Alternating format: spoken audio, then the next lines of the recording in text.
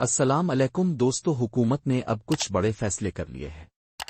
ان فیصلوں کا اثر لاکھوں لوگوں پر پڑنے والا ہے، جہاں وہی لوگ جو بے نظیر انکم سپورٹ پروگرام سے فائدہ اٹھا رہے تھے۔ اب سوال یہ ہے، کیا آپ اس پروگرام میں رہیں گے؟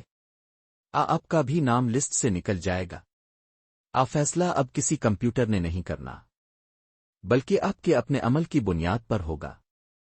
اگر آپ نے نیا شناختی کارڈ ایگزیکٹو آرجنٹ میں بنوایا ہے تو آپ کو پروگرام سے نکالا جا سکتا ہے۔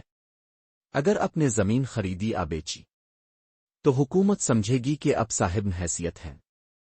اگر آپ نے پاسپورٹ بنوایا اور آپ برون ملک گئے، چاہے عمرہ، زیارت یا کام کے لیے، تو آپ کی اہلیت متاثر ہو سکتی ہے۔ اگر آپ نے FBR میں رجسٹریشن کروائی ہے تو سسٹم آپ کو کاروباری فرد سمجھے گا۔ اگر آپ مہینے میں 2000 روپے سے زیادہ موبائل بیلنس استعمال کرتے ہیں، آپ پیکیجز لگاتے ہیں، تو یہ بھی پروگرام سے خارج ہونے کی وجہ بن سکتا ہے۔ اگر آپ کے گھر میں کوئی ایسا ڈیوائس ہے جس کا بل 2000 روپے یا اس سے زیادہ آتا ہے تو بھی خطرہ ہو سکتا ہے۔ اگر آپ کے بچے 18 سال سے بڑے ہو چکے ہیں اور ان کا ڈیٹا اپ ڈیٹ نہیں کیا گیا تو یہ بھی مسائل پیدا کر سکتا ہے۔ اگر آپ نے حکومت سے 10 لاکھ یا اس سے زائد قرضہ لیا ہے تو بھی آپ کو پروگرام سے نکالا جا سکتا ہے۔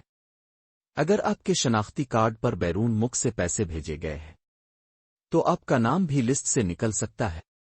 دوستو، سب باتیں اس لیے بتا رہا ہوں تاکہ آپ ہوشیار ہو جائیں اور ایسا کوئی قدم نہ اٹھائیں جو آپ کو اس پروگرام سے باہر نکال دے۔ اگر واقعی آپ مستحق ہیں تو اپنا ڈیٹا درست رکھیں، سروے وقت پر کروائیں اور غیر ضروری سرگرمیوں سے پرہیز کریں۔ اللہ آپ کا حامی و ناصر ہو۔ کو آگے ضرور شیئر کریں، شاید کسی اور کا بھی بھلا ہو جائے۔